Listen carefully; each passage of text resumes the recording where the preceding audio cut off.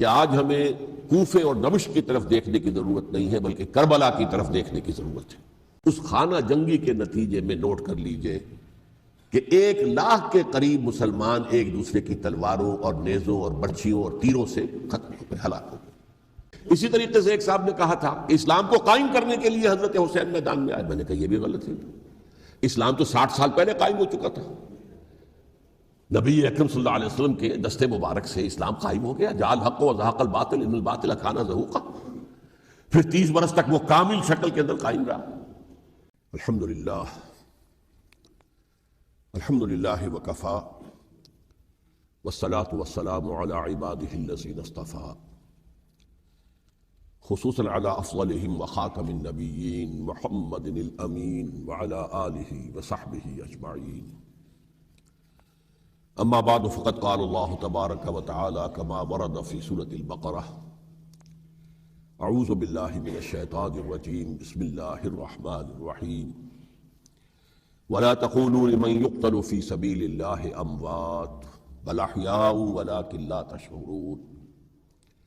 وقال عز وجل كما ورد في سورة آل عمران، ولا تحسبن الذين قتلوا في سبيل الله امواتا بل احياء عند ربهم يرزقون۔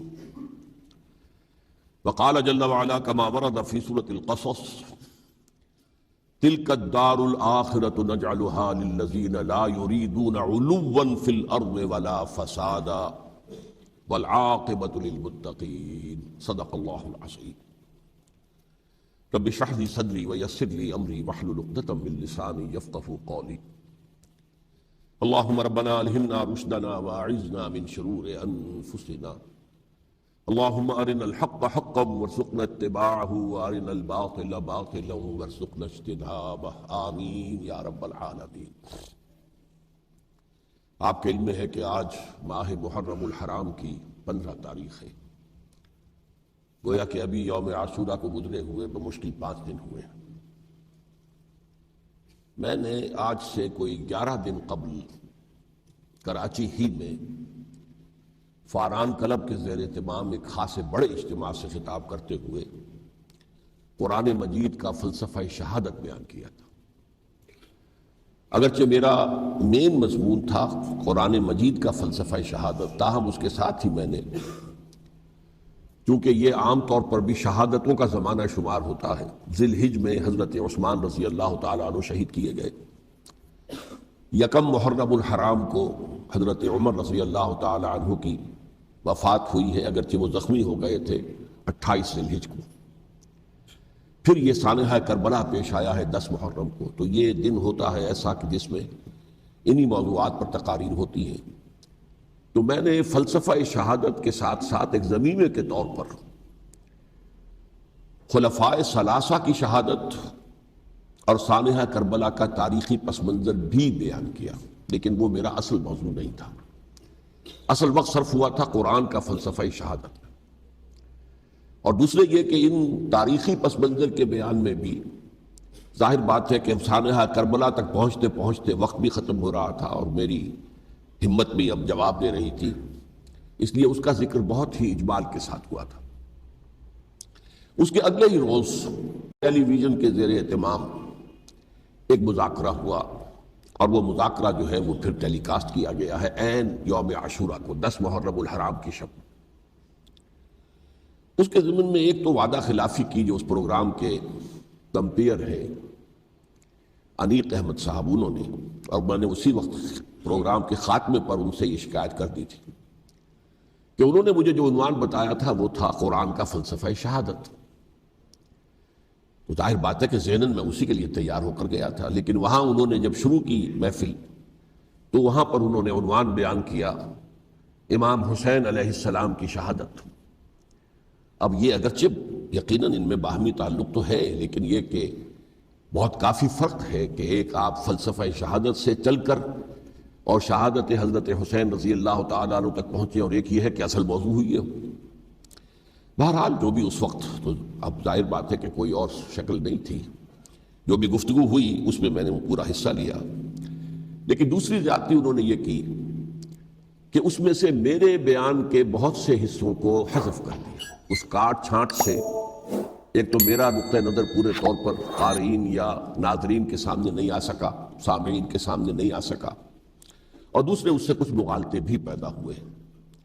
تو میں نے یہ سوچا کہ اب یہاں اس جمعے میں ان کی وضاحت کر دوں، اسی لیے باصرار میں نے یہ موضوع رکھوایا کہ سانحہ کربلا کا تاریخی پس منظر کیا ہے۔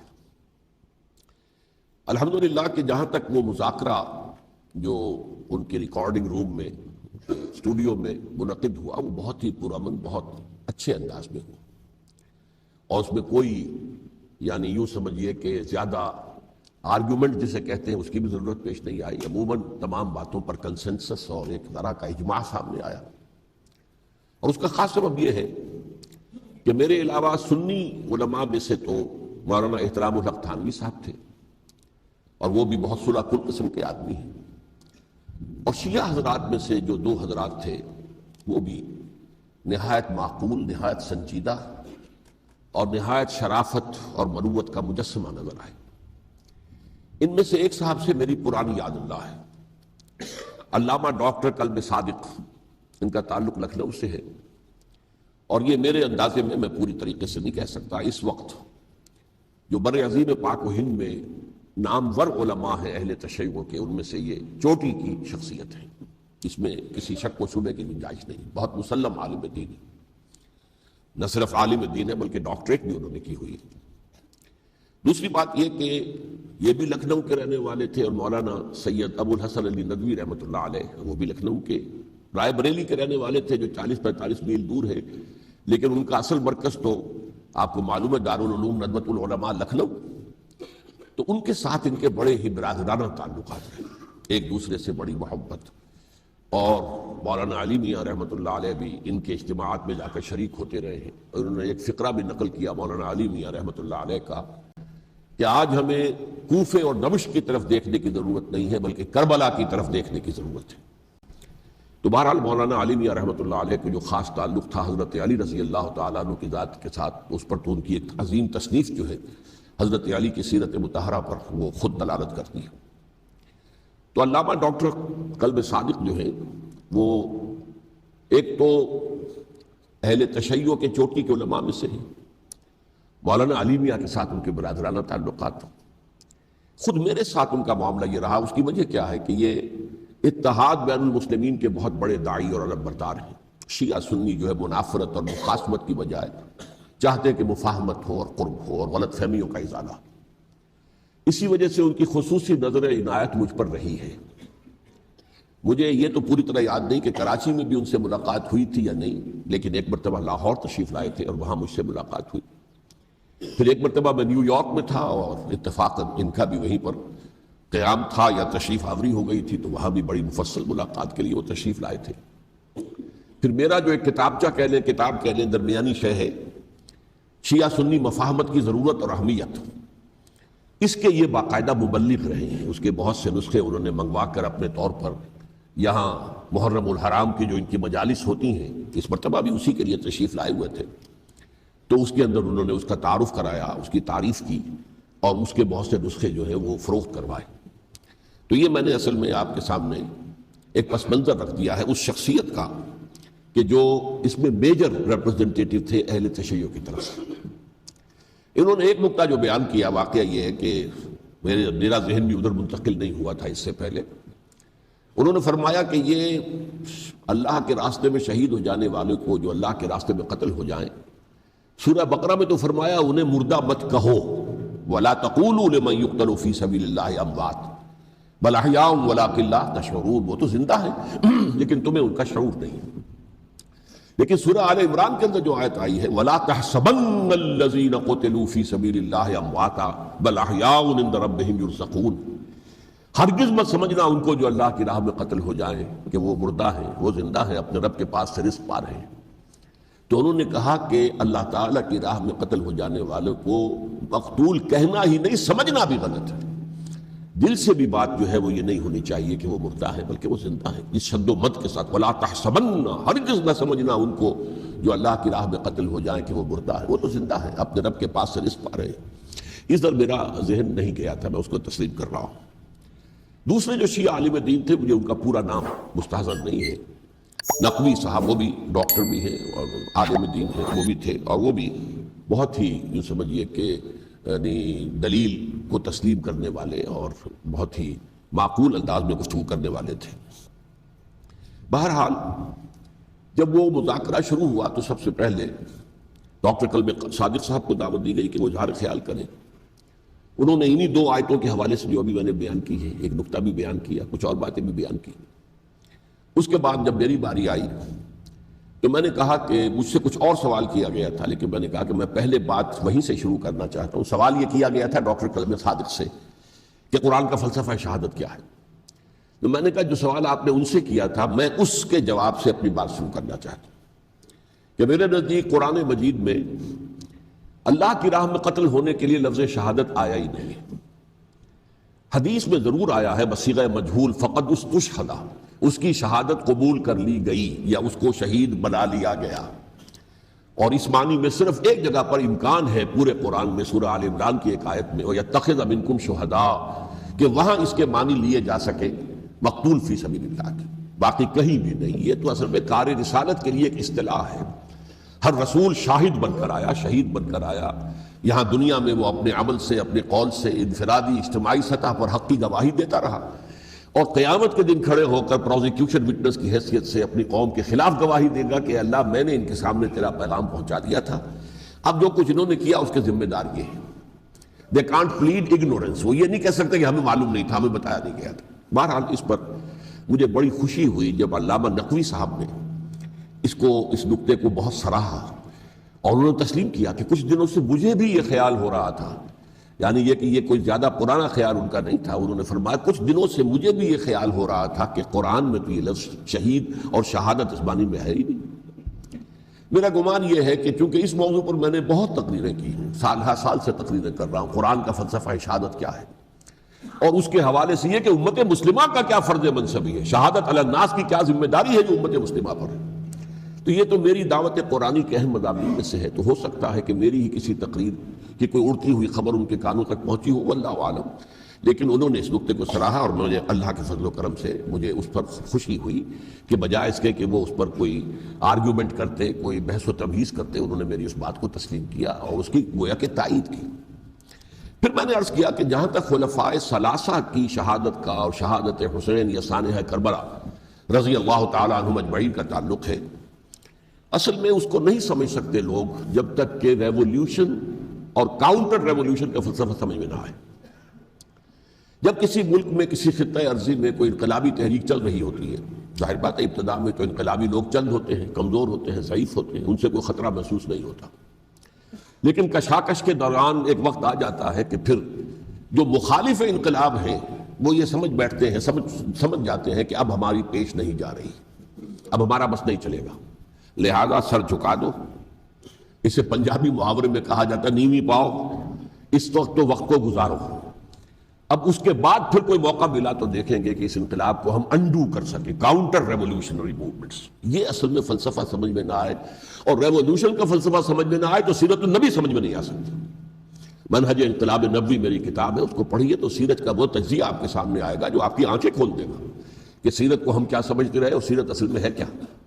بہرحال یہ کاؤنٹر ریولوشنری موومنٹس تھیں کہ جب عرب میں حضور کو فیصلہ کن قوت حاصل ہو گئی تو جو بھی مخالفین تھے انہوں نے سر جھکا لیا، سرنڈر کیا، اسلام لے آئے، گویا کہ چھپ گئے اسلام کے لبادے میں، لیکن وہ تھے اسی طاق میں کہ پھر کبھی موقع ملے تو پھر ہم اس نظام کو دہو بالا کر دیں، تلپٹ کر دیں۔ یہ رد عمل سب سے پہلے خود عرب کے اندر پیدا ہوا، کیونکہ مشرکین عرب کو جب سورہ توبہ کی پہلی 6 آیات نازل ہوئی ہیں جن میں الٹیمیٹم دے دیا گیا کہ اب کسی مشرک قبیلے سے کوئی معاہدہ اللہ کا اور اس کے رسول کا نہیں ہوگا، تمہیں 4 مہینے کی مہلت دی جا رہی ہے، یا ایمان لے آؤ اور یا تمہیں قتل کر دیا جائے گا۔ یہ بہت سخت آیات ہے قرآن کی، سورہ توبہ کی ابتدائی 6 آیات، اور حضرت علی رضی اللہ تعالیٰ عنہ کا کہنا یہ ہے کہ آپ کو معلوم ہے کہ مصحف میں یہ واحد صورت ہے جس سے پہلے بسم اللہ الرحمن الرحیم نہیں لکھی بھی آپ کو نظر آتی، باقی 113 صورتوں کے شروع میں بسم اللہ الرحمن الرحیم ہے، تو کیا وجہ ہے یہاں کیوں نہیں ہے؟ حضرت علی کا فرمانا ہے کہ یہ صورت تو تلوار ہاتھ میں لے کر اتری ہے، اور بسم اللہ الرحمن الرحیم میں اللہ تعالیٰ کے 2 اسماء ہیں، الرحمن الرحیم، تو یہ گویا کہ اس سے متضاد صورتحال ہے کہ اب تمہارے لیے آخری موقع ہے، یا ایمان لے آؤ اور یا قتل کر دیے جاؤ۔ اس میں ایک تیسری گنجائش خود بخود نکلتی تھی، یا یہ ملک چھوڑ کر چلے جاؤ، اور ایسا بہت سے لوگوں نے کیا بھی، لیکن اکثر لوگوں نے گردن چکائی۔ لیکن رد عمل ظاہر ہوا، ایک تو مرتدین کھڑے ہو گئے جنہوں نے نئی نئی نبوتوں کو مان لیا، ایک مانعین زکوٰۃ کھڑے ہو گئے کہ ہم زکوٰۃ تمہیں نہیں دیں گے۔ یہ رد عمل تھا مشرک عرب کا، مشرکین عرب کا۔ اور حضرت ابو بکر رضی اللہ تعالیٰ عنہ کے دفتر فضائل کا یہ بڑا اہم باب ہے، ود این آئرن فسٹ، حالانکہ وہ بہت رقیق القلب، کمزور ضعیف الجسہ انسان تھے، لیکن یہ کہ عظیمت کوہ ہمالیہ جو ہے ان کے اندر ظاہر ہوئی ہے، ود این آئرن فسٹ انہوں نے ان ساری جو رد عمل کی جو تحریکیں تھی انہیں کچل کر رکھ لی، اور پھر پورے عرب کو گویا کہ اثر نو اس میں اسلام کے نظام کو کنسولیڈیٹ کر کے حضرت عمر کے حوالے کر دیا رضی اللہ تعالیٰ عنہ۔ حضرت عمر کے زمانے میں جو جنگیں ہوئیں اس میں سلطنت روما جو ہے، جو اس وقت کی دو سپر پاورز تھیں، سلطنت روما قیصر روم، ہرقلیس ہرقل تھا اس وقت کا جو رومی جو قیصر روم تھا، حکمران تھا، شہنشاہ تھا، اور دوسری طرف ایرانی مملکت تھی، خسرو پرویز تھا۔ لیکن یہ کہ عیسائیت کے ساتھ اسلام کا اس طرح کا تصادم نہیں ہوا تھا حضور کے زمانے میں، بلکہ نجاشی رحمۃ اللہ علیہ نے تو مسلمانوں کو پناہ دی تھی۔ مقوقس پیٹریارک جو تھے اس کے الیگزینڈریا کے، انہوں نے حضور کے جو نامہ مبارک گیا تھا اس کا بہت اکرام کیا، تکریم کی، تحفے بھیجے حضور کی خدمت میں۔ ہرقل نے بھی کوشش کی تھی کسی طریقے سے، جیسے کوئی 250 برس پہلے یا 300 برس پہلے، 300 برس پہلے جیسے کانسٹنٹائن جو ایمپرر تھا روم کا، اس نے عیسائیت قبول کی تھی اور ساری سلطنت عیسائی ہو گئی تھی، لہذا اس کی سلطنت باقی رہی، اس کی حکومت باقی رہی۔ اسی طرح ہم سب مسلمان ہو جائیں، لیکن اس میں وہ ناکام ہو گیا۔ لیکن یہ کہ کوئی اس نے کنفرنٹیشن نہیں کی حضور سے۔ البتہ ایران کا معاملہ یہ تھا کہ اس کے پرخچے اڑ گئے، اس نے حضور کے نامہ مبارک کو چاک کیا تھا، حضور نے فرمایا جب اطلاع ملی کہ اس نے اپنی سلطنت کو چاک کر دیا ہے، اس کے ٹکڑے کر دیے۔ بہرحال وہاں رد عمل شدید تھا، اور ایرانی جان لیجئے کہ ان کے اندر بہت سٹرونگ نیشنلزم ہے، آج بھی ہے سٹرونگ نیشنلزم، لہذا ان کے ہاں رد عمل شدید تھا۔ ان کی تو سلطنت ختم ہو گئی، نسیہ منسیہ ہو گئی، وجود ہی نہیں رہا۔ لہذا وہاں سے جو کاؤنٹر ریولوشن شروع ہوا ہے وہ پھر ہرمزان جو ایک بہت بڑا جرنیل تھا، اس نے بڑی عیاری کے ساتھ اپنی جان بچائی تھی۔ یہ بڑا دلچسپ واقعہ ہے کہ وہ یعنی کنڈمڈ تھا اسلامی حکومت کی طرف سے، خلافت کی طرف سے، کہ وہ جہاں بھی پایا جائے اس کو قتل کرنا ہے۔ حضرت عمر کی عدالت میں لا کے پیش کیا گیا، حضرت عمر نے کہا یہ واجب القتل ہے، قتل کر دو اس کو۔ اس نے کہا اچھا مجھے ذرا پانی پلا دیجیے۔ حضرت عمر نے فرمایا ٹھیک ہے بھائی پانی لاؤ، پانی دے دو۔ پانی کا کٹورا کہ مجھے پہلے ضمانت دیجیے کہ جب تک میں یہ پانی نہ پی لوں مجھے قتل نہیں کیا جائے گا۔ ہاں ہمارا وعدہ ہے۔ اس نے وہ کٹورا پھینک دیا پانی کا، کرو مجھے قتل کیسے کرو گے، میں نے وہ پانی تو نہیں پیا۔ اس سے اپنے آپ کو بچایا اس نے۔ بہرحال آپ اختلاف کر سکتے ہیں کہ حضرت عمر کو اس عذر کو قبول نہیں کرنا چاہیے تھا، لیکن بہرحال ان کی اپنی مروت اور شرافت تھی کہ اپنے وعدے کا پاس کیا۔ اس کی سازش سے ابو لولو فیروز اس نے حضرت عمر کو شہید کیا۔ یہ گویا کہ دوسری کاؤنٹر ریولوشنری موومنٹ تھی۔ انہوں نے یہ سمجھا تھا کہ یہ ساری چکی جو چل رہی ہے، جیسے چکی کی ایک کلی ہوتی ہے، وہ کلی جگہ سے ہٹ جائے تو چکی کیسے چلے گی؟ یہی بات حضرت علی نے فرمائی تھی حضرت عمر سے رضی اللہ تعالی عنہما۔ جب شام کے محاذ پر کچھ پسپائی سی ہو رہی تھی تو حضرت عمر نے ارادہ کیا میں خود جاؤں گا محاذ پر اور کمانڈ کروں گا۔ حضرت علی رضی اللہ تعالیٰ عنہ نے فرمایا کہ نہیں امیر المومنین آپ مت جائیں، چکی اسی وقت تک چلتی ہے جب تک کہ کلی گڑی ہوئی، آپ کلی ہیں اس وقت اس نظام کی جس کے گرد یہ اسلام کی چکی گھوم رہی، آپ مت جائیں۔ لہذا حضرت عمر نے ان کی بات مانی، اس قدر صائب مشورہ تھا جو دیا تھا۔ بہرحال انہوں نے یہ سمجھا تھا کہ عمر ہی کے بل پر چل رہا ہے یہ سب کچھ، لہذا عمر کو پیچھے ہٹا دینے سب بیٹھ جائے گا۔ لیکن ظاہر بات ہے کہ محمد رسول اللہ کی بنائی ہوئی عمارت صلی اللہ علیہ وسلم اتنی کمزور نہیں تھی۔ اس کے بعد حضرت عمر کے انتقال کے بعد حضرت عثمان کا انتخاب ہوا، اور حضرت عثمان کے بھی 10 سال پہلے جو ہے وہ بالکل حضرت عمر کی جو دور خلافت ہے اس کے بالکل مشابہ ہے، مماثل۔ ہمارے ذہنوں میں یہ تصور بٹھا دیا گیا ہے کہ سارے 12 سال شاید فتنہ ہی فتنہ رہا، فساد ہی فساد رہا، دنگا رہا، لڑائی رہی۔ نہیں، 10 سال پورا امن، اور جس طریقے سے فتوحات کا سیلاب حضرت عمر کے زمانے میں جا رہا تھا اسی طریقے سے حضرت عثمان کے 10 سالوں کے دوران گیا۔ آخری 2 سالوں میں ایک فتنہ اٹھا ہے، یہ فتنہ کیا ہے اس کو سمجھ لیجیے۔ مذاہب کی جو تین سے کنفرنٹیشن ہوئی تھی، ایک تو یہ کہ مملکتوں میں سے مملکت ہرقل، برکت روم، مملکت ایران، رومی سلطنت کی دو ٹانگیں مسلمانوں نے توڑ دی، شمالی افریقہ سے نکال دیا، مغربی ایشیا سے نکال دیا، لیکن یورپ میں وہ قائم تھا، اس کی سلطنت تھی، لیکن ایرانی سلطنت کا بالکل تیا پاچا ہو گیا، ختم ہو گیا۔ اسی طریقے سے تین مذاہب سے کنفرنٹیشن ہوئی، مشرکین عرب سے، اس کا میں بیان کر چکا ہوں، ان کا پہلا وار حضرت ابوبکر کے عہد خلافت میں ہو گیا۔ دوسرے جو عیسائیوں کا معاملہ تھا، ان سے بھی کوئی تصادم نہیں ہوا حضور کے حیات طیبہ کے دوران، لیکن جو یہودیت بطور مذہب، اس کو ظاہر بات ہے کہ اسلام نے اس کو ختم کیا تھا، کم سے کم جزیرہ نما عرب سے۔ مدینے میں 3 قبیلے تھے جو اپنی غداری کی وجہ سے اور اپنی صلح کو توڑنے کے جرم کی پاداش میں 2 نکالے گئے، اور تیسرا جو ہے اس کے تمام جو بھی جوان افراد تھے انہیں قتل کیا گیا۔ پھر خیبر پر حملہ کیا گیا، اور خیبر کو جو ہے فتح کیا گیا، وہ یہودیوں کا بہت بڑا گڑھ تھا، اور جو مدینے سے نکالے گئے تھے وہ بھی وہیں جا کر مقیم ہو گئے تھے۔ تو اس اعتبار سے، اور پھر یہودی اپنے آپ کو سمجھتے تھے اللہ کی طرف سے دنیا میں جو نمائندہ جو ہے امت، وہ ہم ہیں، اب انہیں معزول کر کے امت محمد کو وہاں پر کھڑا کر دیا گیا صلی اللہ علیہ وسلم۔ لہٰذا وہ بہت زیادہ جو سمجھیے ایگریوڈ، سب سے زیادہ جن کو گزند پہنچا ہے حضور کے دست مبارک سے، وہ یہودی تھے۔ لہذا ان کا جو رد عمل آیا ہے وہ ہے جس کے نتیجے میں حضرت عثمان شہید ہوئے، حضرت علی شہید ہوئے، حضرت حسین شہید۔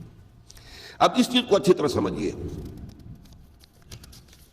یہ جو رد عمل ہے یہ ایک شخص کے ذریعے سے آیا، اور اسی لیے بعض لوگ یہ سمجھتے ہیں کہ یہ خامخواہ کی کہانی ہے، کیا ایک آدمی اتنا بڑا کام کر سکتا؟ عبداللہ ابن سبا ایک یہودی جو اسلام کا لبادہ اوڑھ کر حضرت عثمان کے عہد خلافت میں مدینے میں آ گیا، ٹھیک، اس کے بارے میں تو میں بعد میں عرض کروں گا، لیکن ایک شخص کیا کچھ کر سکتا ہے اس کی مثال میں صاحب دے دوں آپ کو۔ پہلے حضرت مسیح علیہ السلام کے پورے دین کو ایک شخص نے ختم کر دیا، سینٹ پال جسے دنیا جانتی ہے جس کے نام سے، توحید کو تثلیث میں بدل دیا۔ حضرت عیسیٰ علیہ السلام تو توحید کی تلقین کر کے گئے تھے، توحید ختم، تثلیث آ گئی، جس میں پہلے باپ، ماں اور بیٹا تھے، اس کے بعد باپ، بیٹا اور روح القدس ہو گئے، تثلیث۔ نمبر 2، شریعت موسوی کو ساقط کر دیا، لہذا اب پالزم جو ہے، کرسچینٹی نہیں رہی، وہ حضرت عیسیٰ کو کہہ کر گئے تھے کہ شریعت موسوی تم پر لاگو رہے گی، نافذ رہے گی، ساقط کر دیا۔ نمبر 3، اس نے عیسائیت کے دائرہ تبلیغ کو وسیع کر دیا، جنٹائلز یا گوئمز کے اندر بھی، غیر یہودیوں میں، حالانکہ حضرت مسیح کہہ کر گئے تھے کہ تمہیں صرف یہودیوں سے خطاب کرنا ہے، اور میں صرف اسرائیل کے گھرانے کی کھوئی ہوئی بھیڑوں کی تلاش میں آیا۔ اب آپ دیکھیے حضرت مسیح کے فوراً بعد اور حضرت مسیح کی زندگی کے دوران جب تک کہ وہ موجود تھے، وہ بدترین دشمن تھا حضرت مسیح علیہ السلام کا۔ بعد میں لبادہ اوڑھا، اور یہ کہ مجھے مکاشفہ ہوا ہے، مکاشفے میں مسیح سے میری ملاقات ہوئی ہے، میں ان پر ایمان لے آیا ہوں، اور پھر اس نے اپنے زہد اور دینداری کا جو بھی فراڈ تھا اس کے نتیجے میں اپنی حیثیت بنا لی، دین مسیحی کو بالکل ختم کر دیا۔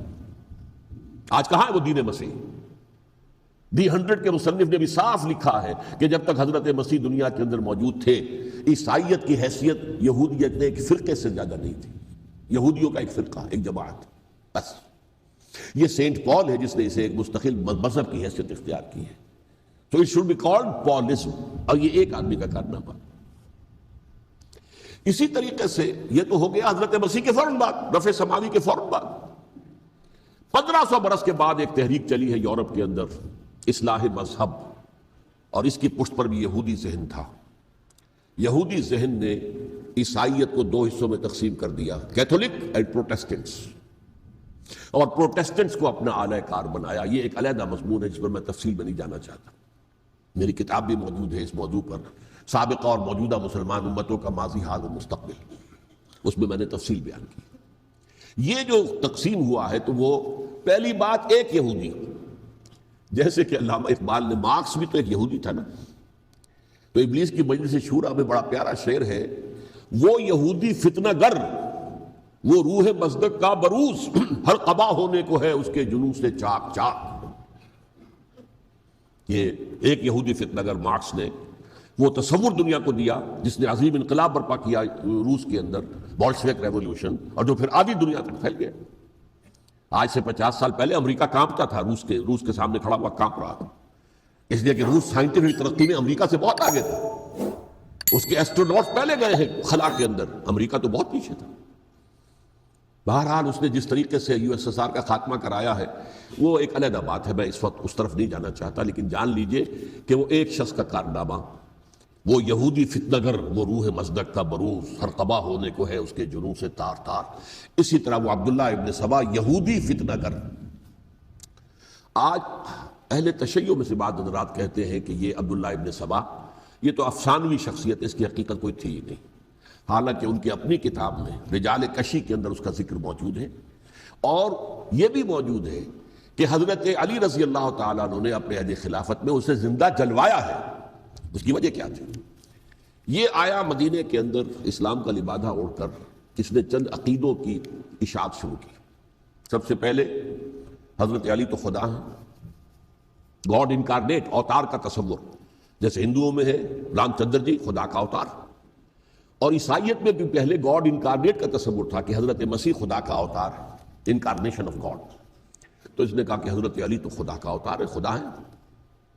نمبر 2، اس نے کہا کہ ہر نبی کا ایک وصی ہوتا ہے جس کے حق میں وہ وصیت کرتا ہے، تو حضور صلی اللہ علیہ وسلم کے وصی حضرت علی ہیں، لہذا خلیفہ تو اول روز سے حضرت علی ہیں، حضرت ابو بکر، حضرت عمر، حضرت عثمان، یہ تو غاصب ہیں، اور حضرت عثمان کی خلافت تھی اس وقت تو خاص طور پر۔ پھر اس نے جو قبائلی عصبیت تھی اسے بھڑکایا۔ پرانی جو عصبیت چل رہی تھی قریش کے اندر، وہ دو گھرانے ایک دوسرے کے مد مقابل تھے۔ دیکھیے، ایک ہوتا ہے قبیلہ، ایک ہوتا ہے گھرانہ۔ ہمارے پنجاب میں ایک قبیلہ ہے وٹو قبیلہ، اس کے گھرانے بہت سے، مانے کے، لالے کے، سجے کے، شامت کے، یعنی کوئی لالا تھا ان میں سے بڑا، ان کے بیٹے ہو گئے لالے کے، ان کی اولاد، خاندان یہ کہلاتے ہیں۔ قبیلہ ایک، یہ وٹو قبیلہ۔ تو قبیلہ تھا قریش، اس میں گھرانے بہت تھے، بنو ہاشم، بنو امیہ، بنو تیم، بنو عدی، یہ بہت سے گھرانے تھے۔ تو چوٹی کے دو گھرانے جو تھے وہ بنو ہاشم اور بنو امیہ، ان کے درمیان چپقلش تھی، مقابلہ، مسابقت، اور یہ مسابقت فی الخیر بھی ہوتی تھی۔ اگر انہوں نے غریبوں کو کھانے کھلائے ہیں تو ہم ان سے بڑھ کر کھلائیں گے، اگر وہ حاجیوں کی خدمت کرتے ہیں تو ہم ان سے بڑھ کر کریں گے۔ تو ان کے اندر یہ مسابقت فی الخیر بھی تھی، لیکن چپقلش تھی کہ کوئی ہم سے آگے نہ نکل جائے، وہ سمجھتا تھا وہ آگے نہ نکل جائے۔ اس شخص نے اس پرانی عصبیت کو تازہ کیا کہ حضور تو بنو ہاشم میں سے تھے، لہذا خلافت حق ہے بنو ہاشم کا، یہ غاصب ہیں۔ اس سے پہلے دو خلفاء جو تھے وہ نہ بنو ہاشم سے تھے نہ بنو امیہ سے تھے۔ حضرت ابو بکر بنو تیم میں سے تھے، چھوٹا قبیلہ تھا۔ حضرت عمر بنی عدی میں سے تھے، وہ بھی چھوٹا قبیلہ تھا۔ یہ حضرت عثمان پہلے خلیفہ جو بنو امیہ میں سے تھے، جن کی پرانی چپقلش بنو ہاشم سے تھی۔ اب اس کو موقع مل گیا کہ پرانی قبائلی عصبیت کو بھڑکائے۔ یہ ہے اصل میں اس فتنے کا پس منظر عبداللہ ابن سبا نے جو آ کر پھیلایا ہے، اور اس کی تفصیل میں اس وقت میں نہیں جا سکتا، کیسے یہ فتنہ پروان چڑھا، کیا انہوں نے اسٹریٹجی اختیار کی، کہ یہ کیا کرتے تھے، گروہ بنا کر بھیجتے تھے لوگوں کو، کوفے میں جاؤ تو وہاں پر دمشق کے گورنر کے خلاف اور مصر کے گورنر کے خلاف الزامات لگاؤ، اس نے یہ کیا، وہ غبن کر گیا، وہ یہ کر گیا، وہ خیانت کر رہا ہے، وہ رشتہ داروں کو پال رہا ہے، اور عثمان کے خلاف بھی تقریریں کرو رضی اللہ تعالیٰ عنہ۔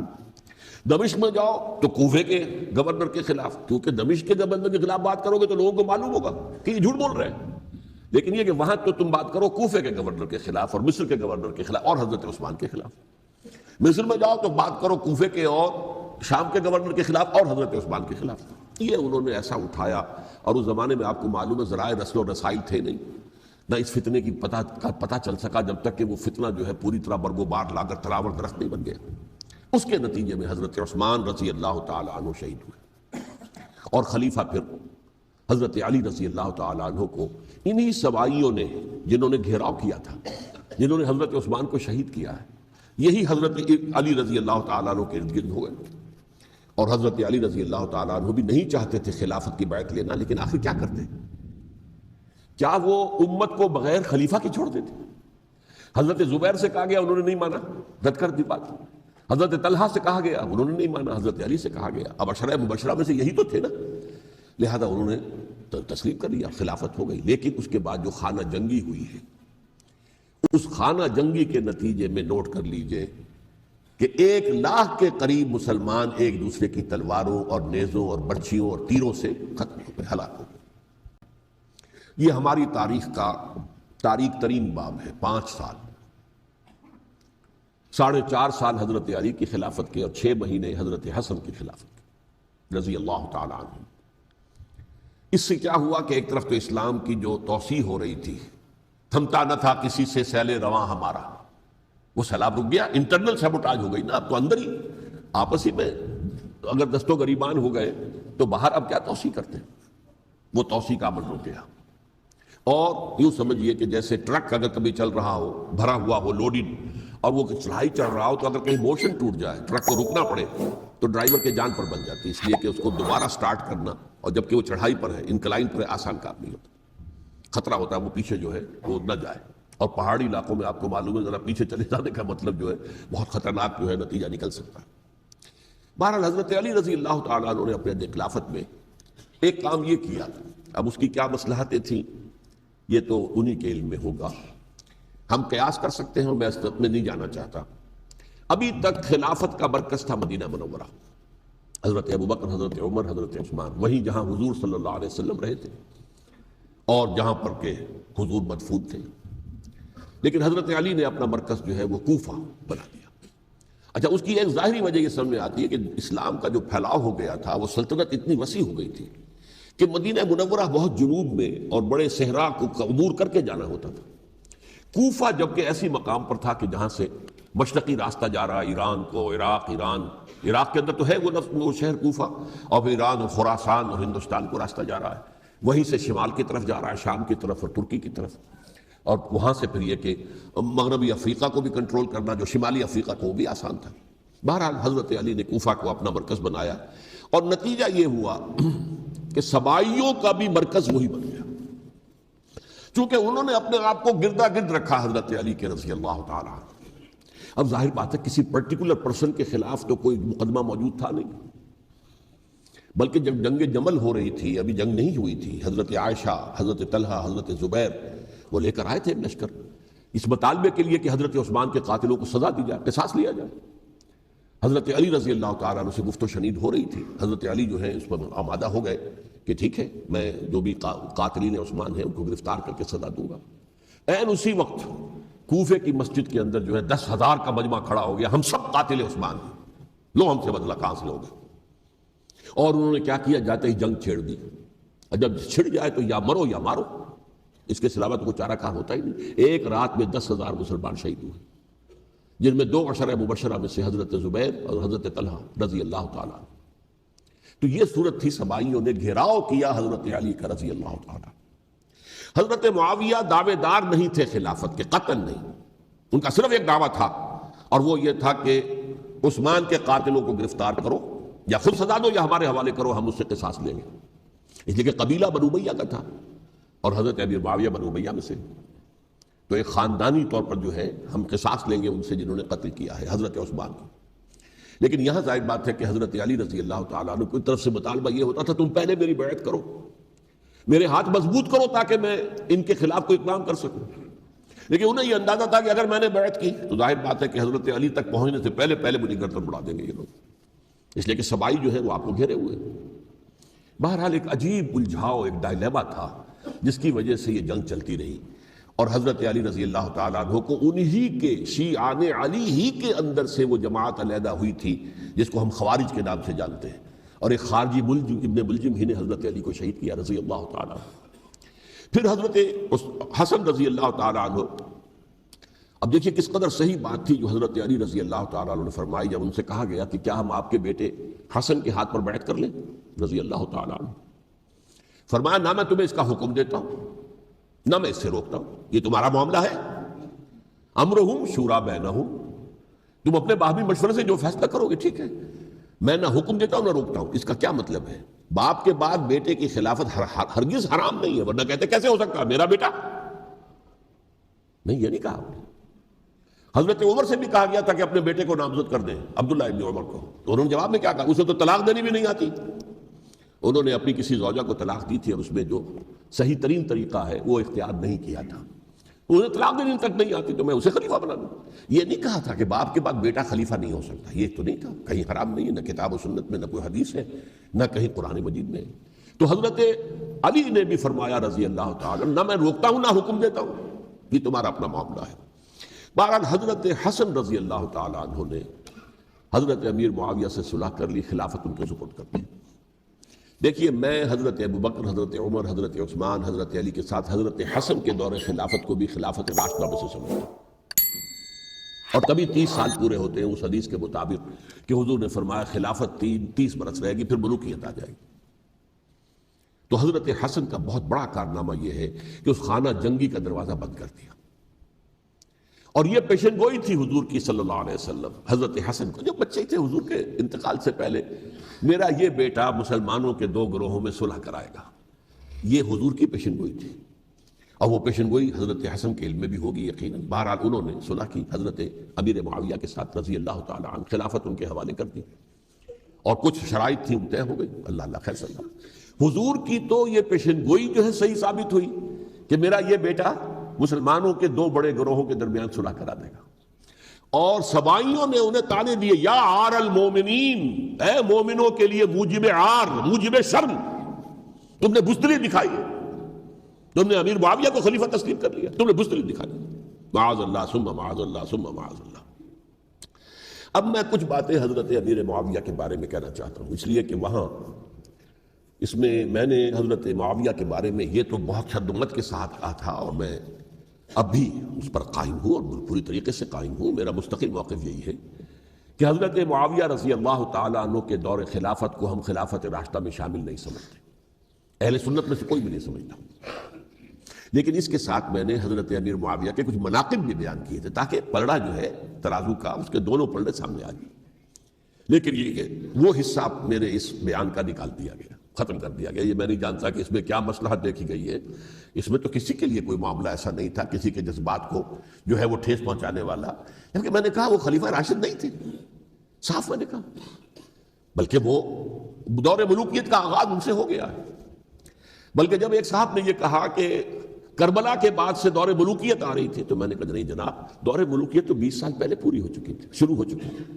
حضرت امیر معاویہ کے بھی 20 سال جو ہے وہ دور ملوکیت میں شمار ہوتے، انہیں کسرى العرب بھی کہا گیا، عرب کے کسریٰ، جو شہنشاہ ایران کا خطاب تھا، حضرت معاویہ رضی اللہ تعالیٰ عنہ کو کسرى العرب کہا گیا، عرب کا کسریٰ یہ۔ لیکن دوسری طرف یہ ہے کہ وہ صحابی رسول ہیں رضی اللہ تعالیٰ، حضور کے برادر نسبتی بھی ہیں، حضور کے سالے ہیں، ان کی ہمشیرہ ام حبیبہ حضور کی زوجہ محترمہ ہیں، ام المومنین ہیں، ام حبیبہ رضی اللہ تعالیٰ عنہ۔ پھر کس قدر معتمد علیہ تھے حضور کے کہ کاتبان وحی میں شامل تھے، وحی کی کتابت کرنے والے چند لوگ تھے جنہیں کہ حضور کہتے تھے کہ اب یہ آیت لکھ لو، ان میں سے ایک امیر معاویہ بھی رضی اللہ تعالیٰ۔ تو بڑے توازن کی ضرورت ہے۔ دیکھیے صحابہ کرام کا جہاں تک تعلق ہے، اہل سنت کا موقف یہ ہے کہ صحابہ کلہم عدول، صحابہ سب کے سب نیک نیت ہیں، اور ان کی روایت جو ہے قبول کی جائے گی، رد نہیں کی جائے گی، ان پر کوئی جرح و تعدیل نہیں ہوگی، اس لیے کہ ان کا تزکیہ محمد الرسول اللہ صلی اللہ علیہ وسلم نے کیا تھا۔ لہٰذا یہ تو ہو سکتا ہے کہ کسی صحابی سے کوئی خطا ہو جائے، لیکن وہ خطا اجتہادی ہوگی، نیت کی خطا نہیں ہوگی، نیت کی غلطی نہیں ہوگی۔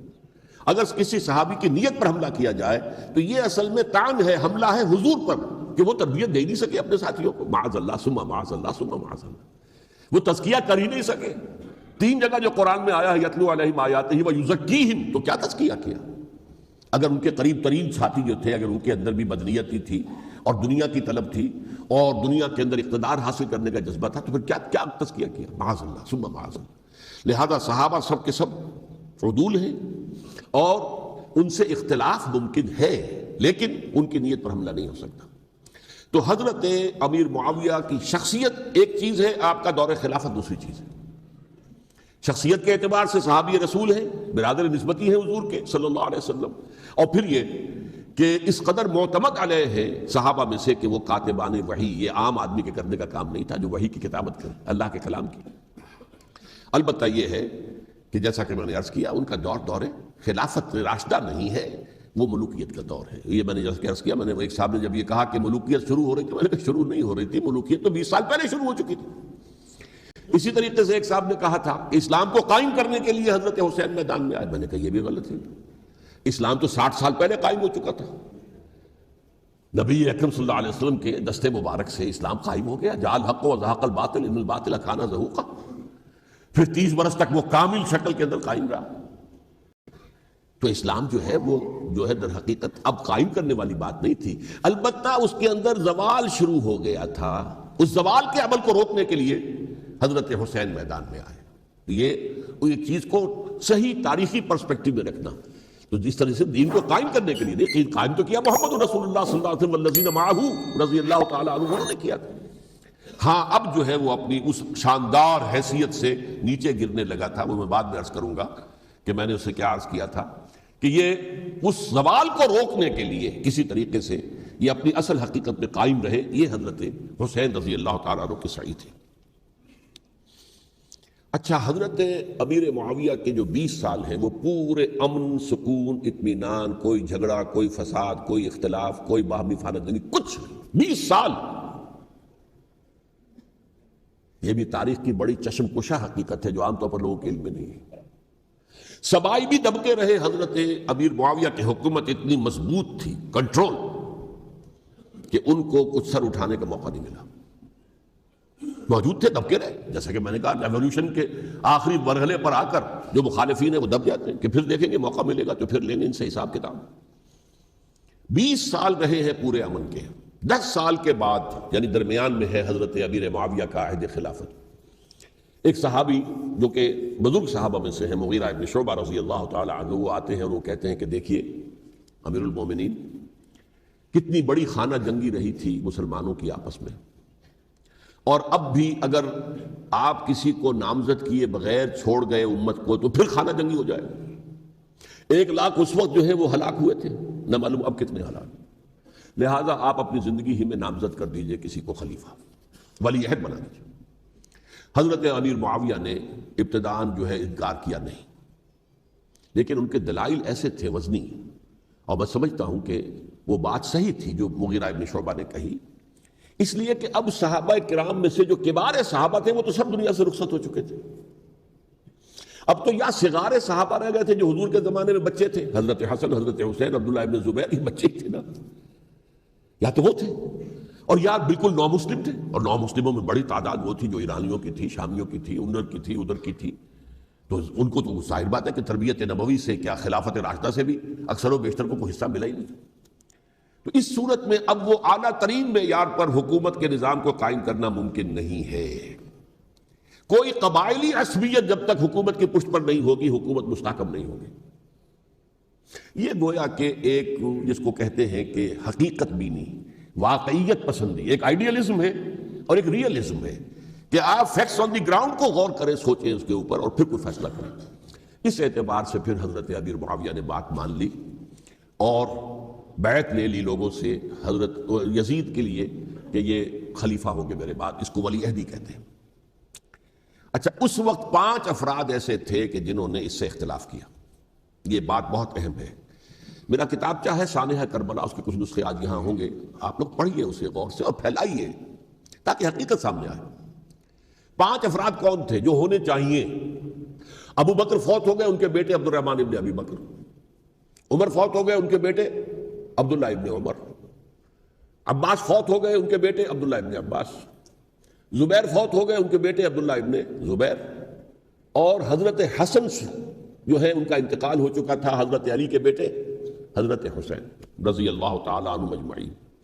حضرت حسن کے بارے میں ایک فریق کا کہنا یہ ہے کہ انہیں زہر دے کر ہلاک کیا گیا. اہل تشیع کا قول یہ ہے، جبکہ اہل سنت کہتے ہیں کہ نہیں، وہ اپنی جو بھی طبی موت تھی اس سے ان کی وفات. لیکن میں اس میں نہیں جانا چاہتا، اس لیے کہ یہ مائکرو ہسٹری جو ہے نا، وہ تو ایک ایک واقعے کے لیے ادھر کی روایات کیا، ادھر کی کیا ہیں، ان کے پاس کیا دلائل، یہ تو کسی ریسرچ اسکالر کا موضوع ہے، میرا موضوع نہیں. لیکن بہرحال یہ 5 حضرات تھے جنہوں نے ولی عہدی کی بیعت نہیں کی. لیکن حضرت معاویہ اتنے حلیم الطبع انسان تھے، انہوں نے جبر نہیں کیا، کوئی تشدد نہیں کیا. ٹھیک ہے، ولی عہدی کی بیعت نہیں کر رہے، کوئی بات نہیں، میری بیعت تو کی ہوئی ہے نا، ابھی تو میں زندہ ہوں، بات ختم ہو گئی. میری بیعت کو تو نہیں توڑا انہوں نے، فسخ بیعت نہیں کی. اس اعتبار سے انہوں نے نہ کوئی تشدد کیا، نہ جبر کیا، نہ کوئی مواخذہ کیا. لیکن جب امیر معاویہ کا انتقال ہو گیا، اب ولی عہدی کی بجائے وہ اب خلافت کی بیعت ہوئی.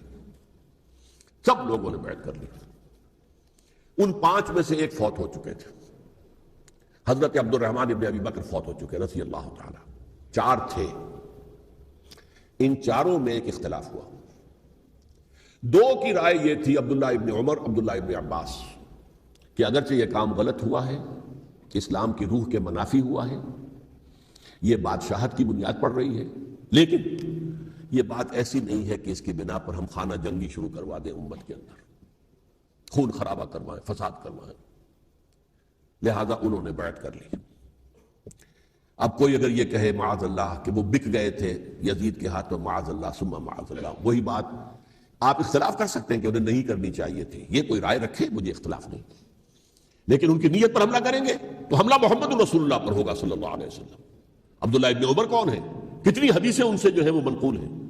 عبداللہ ابن عباس کون ہے؟ جنہیں حضور نے جو ہے جن کے لیے دعا کی تھی، اے اللہ فقہہ فی الدین وعلمہ التاویل، اے اللہ اس نوجوان کو دین کا فہم عطا کر اور قرآن کی تعویل اور تفسیر کا علم عطا کر، حبر الامہ کہلاتے ہیں۔ وہ کہیں پیسوں اور ٹکوں کے عوض بک جانے والے نہیں تھے، انہوں نے امت کی مصلحت دیکھی، نیت جو ہے اس پر حملہ نہ کیجیے، البتہ اختلاف کا حق آپ کو حاصل ہے۔ دو حضرات جو ہے ڈٹے رہے کہ نہیں، ہمیں کم وقت میں ریزسٹ کرنا ہے۔ عبداللہ ابن زبیر عمر کے اعتبار سے وہ بڑے ہیں، مسلمانوں میں سب سے پہلے ولادت مدینے میں جا کر جو ہوئی ہے وہ عبداللہ ابن زبیر کی ہوئی ہے۔ ہجرت کر کے جب مہاجرین وہاں پہنچے، کچھ عرصے تک کسی کے ہاں کوئی اولاد نہیں ہوئی، تو لوگوں نے تانے دینے شروع کر دیے کہ معلوم ہوتا ہے کہ یہاں آ کر یہ مکے کے رہنے والے جو ہے کمزور ہو گئے ہیں، ان کے ہاں اولاد ہی نہیں ہو رہی۔ پھر عبداللہ ابن زبیر کی ولادت ہوئی ہے، یہ حضرت ابو بکر کے نواسے ہیں، حضور کی زوجہ محترمہ حضرت عائشہ کی بہن، حضرت دیکھیے ابھی نام نکل گیا ہے جی، حضرت اسماء رضی اللہ تعالی عنہ عنہما، یہ ان کے صاحبزادے ہیں، حضرت زبیر کے بیٹے۔ ان کا فیصلہ ہوا کہ ہمیں رجسٹ کرنا ہے کم وقت میں، ایٹ اینی کاسٹ۔ حضرت حسین ابن علی رضی اللہ تعالیٰ عنہما کا بھی فیصلہ ہوا کہ ہمیں رجسٹ کرنا ہے کم وقت میں۔ البتہ ان میں بھی ایک اختلاف ہو گیا، یعنی یہ دو تو جڑے رہے، ان دو میں اختلاف ہو گیا۔ عبداللہ ابن زبیر کا کہنا یہ تھا کہ ہمیں حجاز میں رہنا چاہیے، یہ سرزمین ہے جس میں نبوت کی برکات سب سے زیادہ ہیں، یہاں ہم مضبوط قلعے کے اندر ہیں، ہمیں یہاں سے جو ہے رجسٹ کرنا چاہیے اور ختم کرنا چاہیے اس نظام کے اندر جو خرابی آ گئی ہے اس کو۔ حضرت حسین رضی اللہ تعالیٰ عنہ کے پاس خطوط کا تانتا بنا ہوا تھا، کوفے سے لوگ خط لکھ رہے تھے، آئیے آئیے آئیے، ہم آپ کے ہاتھ پر بیعت کریں گے، ہم آپ کے ہاتھ پر بیعت کریں گے، ہم آپ کے ہاتھ پر بیعت کریں گے۔ یہی وہ کوفہ جو حضرت علی کا دارالخلافہ رہا تھا اور جو پھر سبائیت کا گڑھ بن گیا تھا۔ چنانچہ حضرت حسین نے حضرت مسلم بن عقیل کو بھیجا وہاں پر کہ میرے نمائندے کی حیثیت سے جا کر وہاں پر بیعت لو۔ 10-12 ہزار افراد نے بیعت کر لی، لیکن اس کے بعد یزید کی طرف سے گورنر بنا کے بھیجا گیا ابن زیاد کو۔ ابن زیاد نے آ کر جو تشدد کیا اور سختی کی تو سب کے سب بیعت توڑ کر اور سب منحرف ہو گئے۔ مخلصین تو وہ تھے نہیں، الکوفی لایوفی، کوفی جو ہے وہ تو کوئی وعدہ وفا کرنے والا ہوتا ہی نہیں، بیعت توڑ دی۔ فمن نقص فانما ينقص على نفسه، بیعت کے بعد بیعت توڑ دینا بہت بڑا گناہ ہے، توڑ دی۔ ادھر اطلاع مل گئی حضرت حسین کو، چل چکے تھے، وہ راستے میں تھے کہ وہاں تو مسلم بن عقیل شہید ہو گئے اور سب لوگوں نے بیعت توڑ دی۔ اب واپس جانا چاہتے تھے، لیکن مسلم بن عقیل کے بیٹے جو ہے اڑ گئے۔ یہ عرب کی اپنی ایک جو ہے پرانی ان کی حمیت اور ان کا قبائلی نظام کہ اب ہم اپنے والد کے خون کا قصاص لیے بغیر نہیں جائیں گے۔ حضرت حسین رضی اللہ تعالیٰ عنہ کی مروت اور شرافت کہ یہ میرا ساتھ دینے کے لیے آئے تھے، اب میں ان کا ساتھ نہ دوں تو یہ تو شرافت اور مروت کے خلاف ہے۔ کہا اچھا چلو چلتے۔ وہاں جا کر بھی عین اپنے میدان کے اندر بھی حضرت حسین رضی اللہ تعالیٰ عنہ نے 3 چیزیں پیش کی ان کوفیوں کے لشکر کے خلاف۔ سب سے بڑا لشکر کے اندر سب سے بڑے تو کوفی تھے جنہوں نے بیعتیں کی ہوئی تھی حضرت حسین کے ساتھ۔ دیکھو مجھے جانے دو واپس حجاز کی طرف، یا مجھے سرحدوں پر بھیج دو تاکہ میں کافروں کے ساتھ جنگ کرتے ہوئے اپنی جان دے دوں، یا مجھے یزید کے پاس جانے دو، میں اپنا معاملہ اس سے طے کر لوں۔ لیکن کوفیوں کو یہ گوارا نہیں تھا۔ اگر یہ یزید کے پاس پہنچ گئے تو ہمارا کچا چٹھا بیان کر دیں گے کہ مجھے تو ان لوگوں نے برگلا کر بلایا تھا۔ اس لیے کہ دیکھیے حضرت امیر معاویہ کے 20 سالوں کے دوران میں بتا چکا ہوں، ان کی حکومت اتنی مستحکم تھی کہ اس کے خلاف کوئی فتنہ اٹھانا ممکن نہیں تھا۔ اب چونکہ چینج اوور ہوا تھا، اور چینج اوور میں آپ کو معلوم ہوتا ہے کہ ایک جس کو کہتے ہیں every thing is in the melting پاٹ، ابھی تو یہ درمیان کے اندر معاملہ ہے، تو انہیں موقع ملا، سر اٹھایا حضرت حسین رضی اللہ تعالیٰ عنہ کو، جو خطوط لکھے جس کے کہ تھیلے کے تھیلے اور بوریوں کی بوریاں بھری ہوئی حضرت حسین کے ساتھ تھی، وہ کہا کہ آئیے ہم آپ سے بیعت کریں گے۔ انہوں نے نہیں مانا، اور اصل میں حضرت حسین کے قاتل وہ کوفی ہیں، وہ بزدل، وہ منافق، جنہوں نے بیعت کر کے بیعت توڑی، اور اب وہ آ گئے کہ اگر یہ حسین رضی اللہ تعالیٰ عنہ بچ کر کہیں یزید کے پاس پہنچ گئے تو پھر ہمارا کچا چٹھا جو ہے وہ سامنے آ جائے گا اور ہماری پھر شامت آ جائے گی، لہذا انہوں نے قتل کیا حضرت حسین کو رضی اللہ تعالیٰ۔ ایک بات جو علامہ ڈاکٹر قلب صادق نے فرمائی، اور میرے علم میں یہ بات پہلے نہیں تھی، وہ یہ کہ حضرت حسین کے قتل کا فتویٰ ایک بہت بڑے مفتی نے دیا تھا۔ یہ بات بھی ذرا سمجھ لیجیے، حضرت حسین رضی اللہ تعالیٰ عنہ کے قتل کا فتویٰ ایک بہت بڑے مفتی نے دیا تھا۔ کیوں دیا تھا؟ اس لیے کہ حضور کی احادیث موجود ہیں کہ جب ایک شخص کی ایک خلیفہ کی بیعت ہو جائے تو دوسرا اگر کھڑا ہو تو اسے قتل کر دو، کھلی حدیث۔ اسی لیے ایک بہت بڑے مفسر بھی ہیں، فقیہ بھی ہیں، قاضی ابن العربی رحمۃ اللہ علیہ، ایک ابن عربی ہیں الف لام کے بغیر، ابن عربی، وہ بہت بڑے صوفی ہیں، فلسفی ہیں، اندلس کے ہیں۔ یہ قاضی ابن العربی ہیں جنہوں نے قرآن کی ایک تفسیر لکھی ہے اس اعتبار سے کہ صرف ان آیات کی تفسیر جن سے کہ فقہی احکام جو ہے ان کا استنباط ہوتا ہے۔ یہ دو تفسیریں اس طور سے لکھی گئی ہیں قرآن مجید کی، احکام القرآن ان کا نام ہے دونوں کا، جن میں سے ایک جو ہے قاضی ابن العربی کی ہے، ان کا ایک جملہ نقل ہوتا ہے، قتل الحسین بسیف جدہ، حسین قتل ہو گئے اپنے ہی نانا کی تلوار سے۔ وہ تلوار کیا تھی؟ جب کسی کی بیعت ہو چکی ہو پھر کوئی کھڑا ہو مدعی خلافت، قتل کر دو۔ میرے نزدیک حضرت حسین مدعی خلافت نہیں تھے، یہ بات اس وقت سامنے لوگوں کے نہیں آئی، بلکہ حکومت نے یہ باور کرا دیا کہ یہ تو باغی ہے، یہ مدعی ہے خلافت کے۔ انہوں نے تو دعویٰ نہیں کیا خلافت کا، وہ تو صرف اس عمل کو روکنے کے لیے میدان میں آئے تھے۔ اور اس بات کو اچھی طرح سمجھ لیجئے کہ اس وقت تک یہ جو تصور آج ہمارے پاس ہے کہ ریاست علیحدہ ہے، حکومت علیحدہ ہے، state of Pakistan, we are loyal to the state of Pakistan, ہم ریاست پاکستان کے وفادار ہیں، گورنمنٹ آف پاکستان کے وفادار نہیں ہیں، we are not loyal to the government. Government تو کبھی بے نظیر کی تھی، ہم اس کے خلاف تحریک چلا رہے تھے، یا کبھی کسی اور کی تھی اس کے خلاف تحریک چل رہی ہے، یا کبھی ضیاء الحق کی تھی اس کے خلاف تحریک چل رہی ہے۔ گورنمنٹ کو بدلنا تو عوام کا حق ہے، آج، اس وقت نہیں تھا، اس وقت ریاست اور حکومت کا کوئی فرق نہیں تھا، لہذا جو حکومت سے اختلاف کرے گویا کہ باغی ہے۔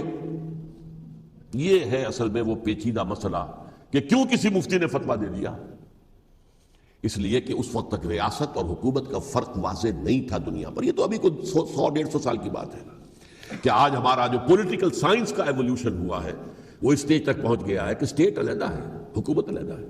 حکومت تو اسٹیٹ کے 3 آرگنز میں سے ایک آرگن ہے، ایڈمنسٹریشن حکومت کی ہے، جوڈیشری ہے اور لیجسلیچر ہے، 3 آرگنز ہیں بڑے بڑے، ان میں سے ایک ہے۔ تو حکومت کو بدلنا تو عوام کا حق ہے، چاہے وہ ووٹ کے ذریعے بدلیں چاہے ایجیٹیشن، اگر پرامن ایجیٹیشن ہے اس سے حکومت کو بدلنے کا حق حاصل ہے دستوری طور پر ہر اعتبار سے۔ اس وقت یہ نہیں تھا، لہذا صورتحال یہ بن گئی کہ حکومت وقت نے باور کرا دیا مسلمانوں کو، ورنہ سوچئے نواسۂ رسول کو قتل کرنا کوئی آسان کام تھا؟ آخر سب کلمہ گو تھے کہ نہیں تھے؟ کلمہ گو تو تھے نا، اور حضور سے عقیدت اور محبت میں کبھی، لیکن یہ کہ فتویٰ اگر ایک بہت بڑے مفتی کا، جو کہ حضرت علامہ ڈاکٹر قلب صادق صاحب نے فرمایا، مجھے اس مفتی کا نام بھی معلوم نہیں کہ ایک مفتی ہی کا فتویٰ تھا وہ، جس کے بنا پر اب ان لوگوں نے حضرت حسین کو قتل کیا، اور یہی وجہ ہے کہ انہوں نے پھر خیموں کو بھی آگ لگا دی۔ وائی حالانکہ دیکھیے اگر دشمنی کا انتقام ہوتا تو حضرت علی بن حسین جو بیمار تھے، جو بعد میں زین العابدین رحمۃ اللہ علیہ کے نام سے پھر یہ اہل تشیع کے چوتھے امام معصوم ہیں، حضرت علی، حضرت حسن، حضرت حسین، اور پھر حضرت علی بن حسین زین العابدین رحمۃ اللہ علیہ، کیا ان کو بھی قتل کر دیتے؟ حضرت حسین کی نسل ہی ختم ہو جاتی، لیکن نہیں کیا۔ آگ کیوں لگائی؟ آگ اس لیے لگائی کہ وہ جو ڈاکومنٹری پروف ہے ہماری غداری کا یزید کے خلاف حضرت حسین کو جو ہم نے دعوت دی، وہ جو ڈاکومنٹری پروف خطوط کی شکل میں موجود ہے وہ ختم ہو جائے، ڈسٹرائے ہو جائے۔ اس کے لیے انہوں نے خیموں میں آگ لگائی۔ بہرحال یہ ہے تاریخی پس منظر، یہ اسی سبائی فتنے کا تسلسل ہے جس نے سب سے پہلے حضرت عثمان کی جان لی رضی اللہ تعالیٰ عنہ، 5 سال تک مسلمانوں میں خانہ جنگی رکھی، حضرت علی کو پھر شہید کیا، اور اس کے بعد جو ہے 20 سال حضرت امیر معاویہ کے تو سر نہیں اٹھا سکے، لیکن پھر جب ایک چینج اوور ہو رہا تھا تو اس وقت انہوں نے موقع غنیمت سمجھا کہ اب کھڑے ہو جاؤ اور اب دوبارہ ایک فتنہ جو ہے اس کو امت کے اندر پیدا کر دو۔ اچھا، اس معاملے میں ایک بات جو میں نے وہاں کہی کہ ہمارے ہاں شاعرانہ جو مبالغہ آمیزی ہے، یہ میری گفتگو کا حصہ انہوں نے حذف کر دیا ہے۔ اور میں نے ایک سنی شاعر، بہت بڑے عالم، جن کے حوالے سے آج بھی میری تقریر ہوگی خالق جناح ہال میں، مولانا محمد علی جوہر کے ایک شعر کے حوالے سے کہا کہ قتل حسین اصل میں مرگ یزید ہے، اسلام زندہ ہوتا ہے ہر کربلا کے بعد۔ میں نے کہا بالکل محمل شعر ہے، اسلام مرا ہی نہیں تھا، زندہ ہونے کا کیا سوال؟ اور اگر کسی درجے میں مزمحل یا زخمی ہوا تھا تو وہ تو رہا، کربلا کے بعد بھی رہا، یزید کی حکومت بھی رہی، بنو امیہ کی حکومت بھی چلی، کوئی تبدیلی تو نہیں آئی۔ یہ کیا کہہ رہے ہیں؟ اسلام زندہ ہوتا ہے کربلا کے بعد۔ میں نے کہا اسلام مرا نہیں تھا۔ جیسے میں نے یہ کہا کہ ملوکیت جو ہے وہ اب شروع نہیں ہوئی، ملوکیت تو 20 برس پہلے شروع ہو چکی تھی حضرت امیر معاویہ کے، لیکن ظاہر بات ہے کہ حضرت حسن نے، حضرت حسین نے اس کو قبول کیا، اور حضرت حسین نے تو پھر 10 سال تک ولی عہدی جو تھی چاہے بیعت نہیں کی، لیکن اس کے خلاف میدان میں آ کر چیلنج تو نہیں کیا۔ اس اعتبار سے یہ معاملہ جو ہے اسلام زندہ ہوتا ہے کربلا کے بعد، یہ بے تکی بات ہے۔ ہاں، حضرت شاہ اسماعیل شہید رحمۃ اللہ علیہ کی اگر میں تشبیہ کو، تمثیل کو سامنے رکھوں تو اسلام کی عمارت 6 منزلہ ہے، 6ٹی منزل ٹاپ کی وہ گر گئی، 5 منزلیں انٹیکٹ تھیں، اسلام مرا نہیں تھا۔ عدالت میں شریعت کے مطابق فیصلے ہو رہے تھے، قاضی تھے، مفتی تھے، شریعت نافذ تھی، اسلام کیا مرا تھا؟ جبکہ خود کہہ رہے ہیں علامہ کلب صادق کے ایک مفتی کے فتوے سے ہی حضرت حسین کو قتل کیا گیا۔ اب وہ مفتی کی رائے، اس کی بدنیتی ہو، جو بھی ہو، وہ جانے، اللہ جانے، لیکن عام مسلمان کیا کریں؟ اس پہلو سے اسلام مرا نہیں تھا۔ ہاں، ایک منزل گر گئی تھی، وہ گری رہی، 1000 برس تک گری رہی، یہاں تک کہ آ کر مغربی امپیریلزم نے اس کے گرایا، ملوکیت کا معاملہ ختم کیا، اور وہ جبرین ملوکیت دوسری آ گئی، ورنہ وہی بادشاہی چلی ہے۔ بلکہ دور بنو امیہ میں وہ بادشاہی پوری طرح اس نے بالوں پر نہیں نکالے تھے، اصل بالوں پر تو اس نے نکالے ہیں دور بنو عباس میں آ کر، اور پھر سلاطین جو ہے ترک، جو ترک خلفاء ہے، ان کا بھی بادشاہت تھی، اور کیا تھا، وہ خلافت تو نہیں تھی۔ تو یہ تو اسلام میں جو بھی نقص واقع ہو گیا تھا، کبھی واقع ہو گئی تھی، وہ جو کی تو برقرار رہی، اس کو بھی تسلیم کیا۔ میں اللہ کا شکر ادا کر کے کہتا ہوں کہ دونوں حضرات، دونوں شیعہ دانشور اور بڑی اعلیٰ سطح کے جو شیعہ عالم تھے، انہوں نے اس بات کو تسلیم کیا اور میری اس بات کو چیلنج نہیں کیا۔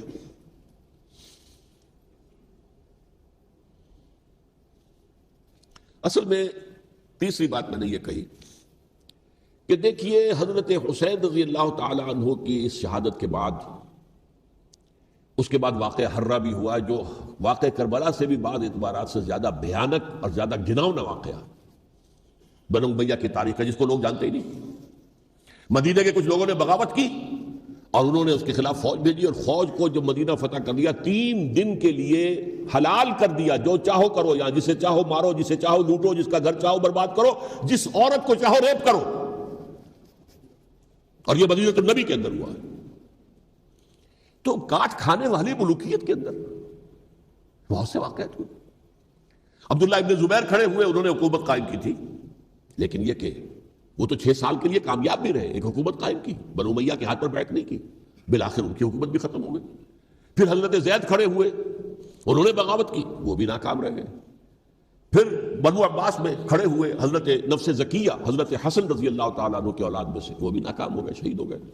پھر یہ سمجھ لیا گیا کہ اب یہ جہاں تک 6ٹی منزل ہے وہ تو دوبارہ تعمیر نہیں ہو سکتی، یہ تو جس کی لاٹھی اس کی بھینس، جس کے پاس طاقت ہوگی اس کی حکومت ہوگی، جس کا قبیلہ زیادہ قوی ہوگا، جس قبیلے میں زیادہ عصبیت ہوگی، مضبوط ہوگا، متحد ہوگا، طاقتور ہوگا، اسی کی حکومت ہوگی۔ البتہ اس کے نیچے لوگوں کے اخلاق کی اصلاح کرو۔ صوفیاء کرام نے وہ کام اپنے ذمہ لیا، اور بالکل وہی کام ہے کہ جو ائمہ اہل بیت کرتے رہے۔ حضرت حسن کی اولاد میں، پھر حضرت علی بن حسین رضی اللہ تعالی، حضرت حسین کی اولاد میں، پھر امام محمد باقر، امام محمد جعفر صادق، اور اس کے بعد بھی 5 اور، کسی نے بغاوت نہیں کی۔ جیسے علماء کرام کام کر رہے تھے اور جیسے صوفیاء کرام کام کر رہے تھے، ایسے ہی وہ مسلمانوں کی علمی تربیت، روحانی تربیت و تزکیہ کر رہے تھے، کسی نے حکومت کو چیلنج نہیں کی۔ نوٹ کر لیجیے اس بات۔ حضرت علی نے بھی چیلنج نہیں کیا تھا، حضرت حسن نے چیلنج نہیں کیا، خود صلح کر لی۔ تو ائمہ اہل بیت جو 12 یہ گنتے ہیں، جن میں سے آخری جو ہے حضرت مہدی کو تو ابھی ظاہر ہونا ہے، ان کے عقیدے کے مطابق وہ روپوش ہیں، وہ ظاہر ہوں گے، لیکن 11 حضرات کے بارے میں یہ کہ حضرت حسین کے سوا کسی نے بھی چیلنج نہیں کیا وقت کے نظام، اور حضرت حسین نے بھی اس مغالطے پر کیا کہ کوفی ساتھ دیں گے، اور یہ موقع ہے کہ یہ جو چھٹی منزل اسلام کی گر گئی ہے اسے دوبارہ تعمیر کر دیا جائے۔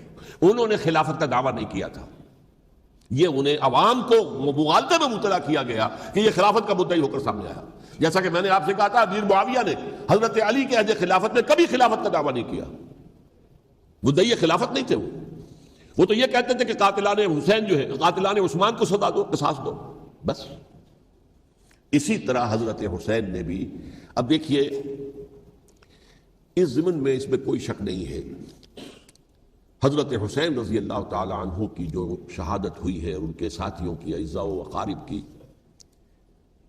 تاریخ انسانی میں یہ عزم، ہمت، شجاعت، مثابرت، صبر، استقلال، استقامت، اس کی بہت روشن مثال ہے، بہت روشن مثال ہے، بہت روشن مثال ہے، لیکن اس سے تاریخ کی رفتار پر کوئی اثر نہیں پڑا۔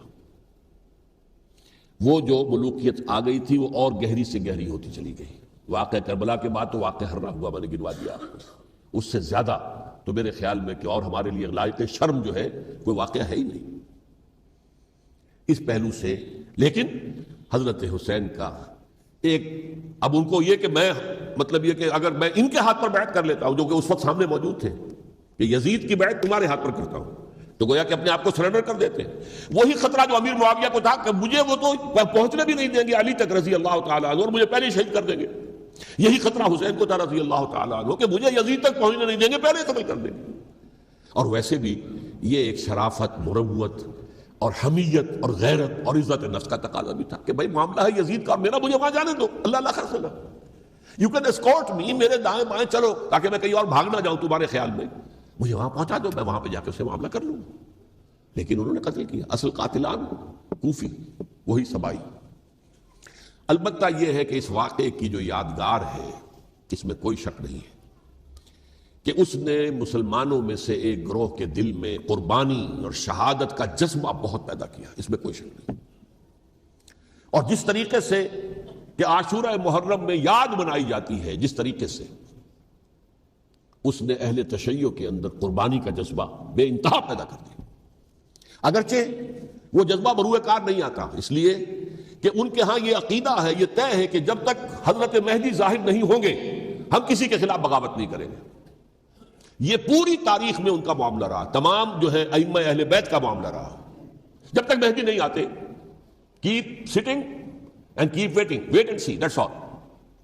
یہ تو خمینی صاحب نے کیا ہے، آیت اللہ خمینی صاحب نے، کہ انہوں نے یہ ایران کے شیعوں کو باور کرایا کہ بھائی جب آئیں گے حضرت مہدی آ جائیں گے، لیکن ہم اب ہاتھ پر ہاتھ رکھ کر بیٹھے رہیں، باطل کو چیلنج بھی نہ کریں، ہمیں کچھ تو کرنا چاہیے، وہ ہاتھ پاؤں ہلانے چاہیے، اور کچھ نہیں تو مہدی کا راستہ جو ہے صاف کرنا چاہیے، تمہید کرنی چاہیے، ان کے راستہ ہموار کیا جائے۔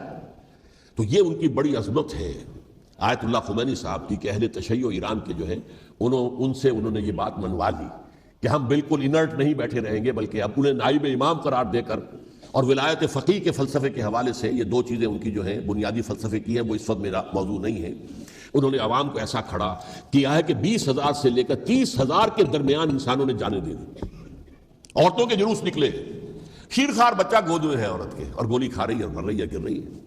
آپ سوچئے زندگی کتنی عزیز ہوتی ہے، اور شیرخوار بچے کے لیے ماں کی جو زندگی ہے، اس ماں کو اپنی زندگی کتنی عزیز تر ہوگی کہ اپنے لیے نہیں تو اس بچے کے لیے مجھے جینا ہے، لیکن نہیں، گولیاں کھائیں اور گری۔ یہ جذبہ انہی میں ہے۔ واقعہ یہ ہے کہ اہل سنت کے اندر یہ جذبہ نہ ہونے کے برابر ہے، یہ میں واشگاف الفاظ میں کہہ رہا ہوں۔ پورے عالم اسلام میں صرف شیعہ ایران ایسا نکلا ہے کہ جس نے بادشاہت کا خاتمہ کیا، باقی سعودی عرب میں بادشاہت بیٹھی ہوئی ہے، ڈٹ کر بیٹھی ہوئی، اربوں ڈالر کا ایک ایک محل بنتا ہے ان بادشاہوں کا، اور سنی سن ہے، سن، کوئی حرکت نہیں۔ وہ تو اب جو حرکت ہو رہی ہے وہ اینٹی امریکن حرکت ہے جو ہو رہی ہے، وہ در حقیقت وہ مسئلہ بالکل دوسرا ہے جو اس وقت ہو رہا ہے، لیکن یہ کہ عالم اسلام میں کوئی تحریک ایسے نہیں اٹھی۔ یہ اہل تشیع میں ہے، جو بالکل استثنائی بات ہے کہ انہوں نے جو ہے ایک ایسا بادشاہ جس کو کہا جاتا تھا کہ اس کا جو اسلحہ خانہ ہے وہ ایشیا میں سب سے بڑا اسلحہ خانہ ہے، جو 2500 سالہ پرانی جو ایک عظمت تھی ایران کی، اس کو دوبارہ تازہ اور زندہ کرنا چاہتا تھا۔ 2500 سالہ برسی اس نے منائی تھی، اس کے لیے ایک شہر آباد کیا تھا کہ خسرو یا سائرس یا ذوالقرنین قرآن مجید کی اصطلاح میں اس کی یادگار بنائی تھی، اور وہ سوچ رہا تھا کہ وہی عظمت دوبارہ ایران کی ہوگی جو کہ خسرو کے زمانے میں تھی، جس کا قرآن مجید میں سورہ کہف کے اندر ذکر ہے، مشرقی فتوحات، مغربی فتوحات، شمالی فتوحات۔ تو وہ بادشاہ ہے، اس کو بھاگنا پڑا وہاں قربانی کی وجہ سے۔ تو یہ جو ہے واقعہ کربلا نے، اس میں کوئی شک نہیں ہے کہ ایک ایسی مشعل روشن کی ہے جس کو کہ ہر شخص کو دیکھنا چاہیے۔ یہ بھی انسان، جیسے کہ اقبال نے ایک شعر کہا تھا غالب کے لیے، فکر انسان پر تیری ہستی سے یہ روشن ہوا ہے، پرے مرغ تخیل کی رسائی تاک ہو جا۔ تو فکر انسان پر حضرت حسین کی قربانی سے یہ واضح ہوا ہے کہ انسان کس حد تک جا سکتا ہے قربانی دینے کے لیے اپنے کسی مقصد کے لیے۔ مقصد ان کا جو تھا، میں نے اسی لیے آیت پڑھی تھی، معاذ اللہ ثم معاذ اللہ۔ میں ایک آخری بات جو کہہ رہا ہوں وہ نوٹ کر لیجئے، ایک خاص انتہائی نقطۂ نظر کے عام کیے جانے کی وجہ سے سنیوں میں بھی ایک انتہائی رد عمل پیدا ہوا ہے، ایکسٹریم رائٹسٹ سنیز۔ اگر ایک طرف سے حملہ کیا گیا ہے حضرت عثمان کی نیت پر، ان کو خیانت کا الزام لگایا گیا، ان پر اقربا پروری کا الزام لگایا گیا، حضرت ابو موسیٰ شریف پر خیانت اور غداری کا الزام لگایا گیا، یہ ساری چیزیں اگر صحابہ کرام کے اوپر ہوئی ہیں، امیر معاویہ پر، امیر اور عمرو بن العاص پر، تو جواب میں کچھ لوگ کھڑے ہو گئے، حضرت علی وہ اقتدار کے طالب تھے، معاذ اللہ ثم معاذ اللہ ثم معاذ اللہ۔ یہ اہل سنت کا موقف نہیں ہے۔ حضرت حسین اقتدار کے طالب تھے، ہرگز نہیں، ہرگز نہیں، ہرگز نہیں۔ وہی اصول جو میں نے بتایا تھا سب کے لیے لاگو رہے گا، وہ امیر معاویہ کے لیے ہے تو حضرت علی کے لیے بھی ہے، حضرت حسین کے لیے بھی ہے۔ کہ نیک نیت ہے، آپ ان کی کسی رائے سے اختلاف کر سکتے ہیں لیکن ان کی نیت پر حملہ نہیں کریں گے۔ نیت پر حملہ کریں گے آپ کا ایمان بالرسالت جو ہے وہ مجروح ہو جاتا ہے۔ یہ رسول کے ساتھ بھی ہے، رسول نے ان کا تزکیہ کیا، یتلو علیہم آیاتہ ویزکیہم، اس کا سارا عمل محمد کا کیا ہوا صلی اللہ علیہ وسلم۔ تو صحابی کے معاملے میں یہ ہمارے ہاں ان کو اہل سنت جو ہیں، جو معتدل مزاج کے، اور اکثریت ان کی، یہ تو چند لوگ ہیں، ذرا قلم چلا لیتے ہیں تو ان کی بہت سی کچھ چھوٹی چھوٹی کتابیں بھی شائع ہو گئی ہیں بہت، لیکن انہیں اہل سنت نے قرار دیا ناسبی یا خارجی۔ جیسے خوارج نے کہا تھا حضرت علی بھی کافر ہیں اور حضرت ابی معاویہ بھی کافر ہیں، حضرت عمرو بن العاص بھی کافر ہیں، معاذ اللہ ثم معاذ اللہ۔ ایسے ہی کچھ لوگ حضرت حسین پر بھی الزام لگاتے ہیں کہ اقتدار کی ہوس اور طلب کے اندر انہوں نے یہ سارا سفر کیا تھا، اور بس یہ ہے کہ وہ جو بازی تھی وہ ہار گئے۔ اللہ اللہ خیر اللہ، اس سے آگے کیا ہے معاملہ؟ نہیں، معاذ اللہ ثم معاذ اللہ۔ اسی لیے میں نے آیت آج جو پڑھی تھی ایک اور جو بہت بظاہر آپ کو معلوم ہوئی ہوگی، غیر متعلق ہے میرے آج کے عنوان سے، تلک الدار الآخرۃ نجعلھا للذین لا یریدون علوا فی الارض ولا فسادا۔ یہ سورہ قصص کے آخری آیات میں سے، دیکھو یہ آخرت کا گھر جو ہے وہ ہم خاص کر دیں گے ان لوگوں کے لیے جو اس زمین میں اپنے اقتدار کے طالب نہیں ہوتے۔